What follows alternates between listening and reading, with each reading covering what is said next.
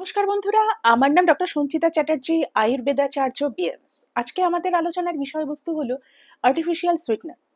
এই artificial sweetener এটা আমরা কেন ব্যবহার করব, এর কি কি অ্যাডভান্টেজ আছে এবং দীর্ঘদিন ধরে ব্যবহার করার ফলে এর কি কোনো সাইড এফেক্ট হতে পারে?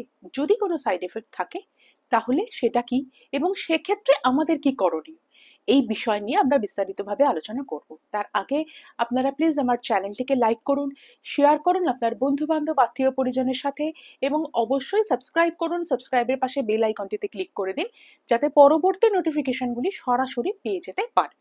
তো প্রথমে বলি আর্টিফিশিয়াল সুইটেনার কাকে বলে।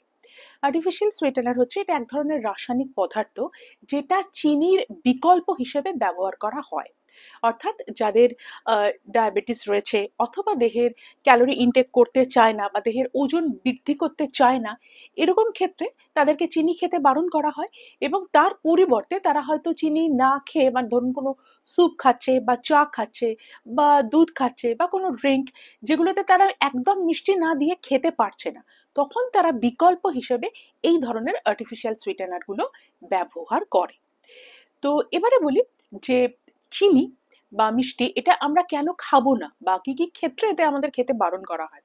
দেখুন, বর্তমান যুগে প্রত্যেকটা মানুষই স্বাস্থ্য সচেতন, তাছাড়াও যাদের ধরুন ডায়াবেটিস রয়েছে তাদের কিন্তু চিনি খাওয়া চলবে না।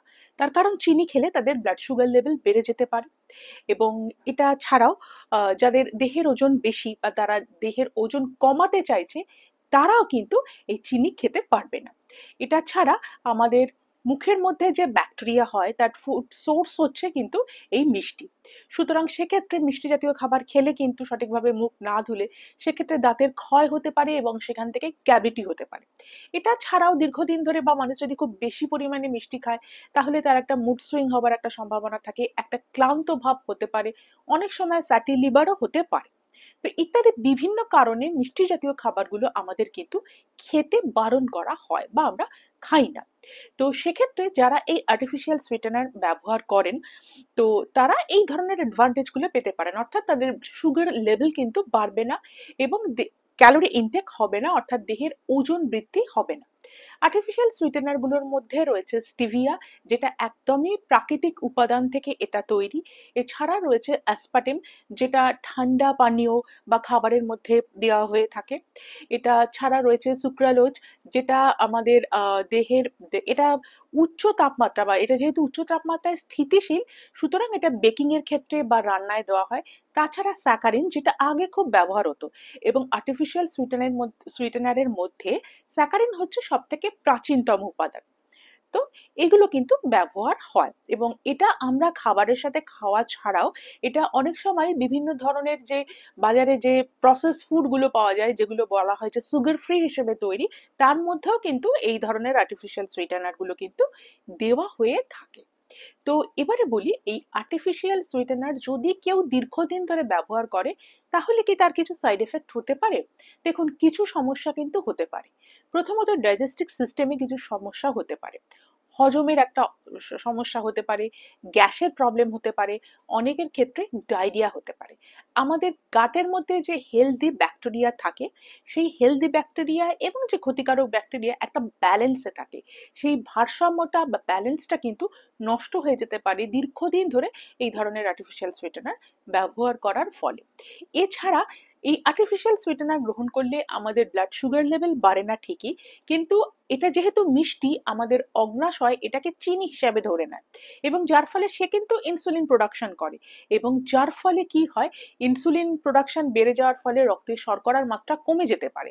অর্থাৎ ইনসুলিন প্রোডাকশন এবং শর্করার মাত্রা এই দুটোর ভারসাম্য কিন্তু নষ্ট হয়ে যেতে পারে এই আর্টিফিশিয়াল সুইটনার দীর্ঘদিন ধরে ব্যবহার করার ফলে। এছাড়া মেটাবলিক সিন্ড্রোম দেখা দিতে পারে এবং অনেক সময় দেখা যায় যে আমেরিকান হার্ট অ্যাসোসিয়েশন অনুযায়ী মধ্যবয়স্ক মানুষ বা বয়স্ক মানুষের মধ্যে দীর্ঘদিন এই ধরনের আর্টিফিশিয়াল সুইটেনার ব্যবহার করার ফলে কিন্তু তাদের মধ্যে হার্ট অ্যাটাক, স্ট্রোক বা ডায়াবেটিসের একটা ঝুঁকি কিন্তু দেখা যায়। এছাড়া এটা দীর্ঘদিন ব্যবহার করলে কিন্তু এর প্রতি একটা আসক্তি তৈরি হয়, মানুষের এর প্রতি একটা আসক্তি তৈরি হয়। অনেকের ক্ষেত্রে মুড সুইং হতে পারে বা একটা ফ্যাটিক, একটা ক্লান্ত ভাব, একটা এনার্জির অভাব, এটাও কিন্তু দেখা দিতে পারে। তাহলে এবারে বলবো যে আমরা কি করব, আমাদের কি করা উচিত। দেখুন, আর্টিফিশিয়াল সুইটেনারকে কিন্তু দীর্ঘদিন ধরে ব্যবহার করা যাবে না। মাঝে মধ্যে আপনি খেতে পারেন, কিন্তু এটাকে রেগুলার বেসিসে চিনির বিকল্প হিসেবে এটা কিন্তু খাওয়া যাবে না।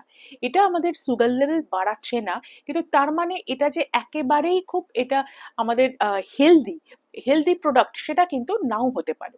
সুতরাং মাঝে মধ্যে আপনি এটাকে খেতে পারেন, এর উপরে আসক্তি তৈরি করবেন না এবং এটাকে রেগুলার বেসিসে ইনটেক করবেন না। এর পরিবর্তে আপনি আস্তে আস্তে চিনির পরিমাণটাকে কমাতে কমাতে এটাকে বন্ধ করে দিন।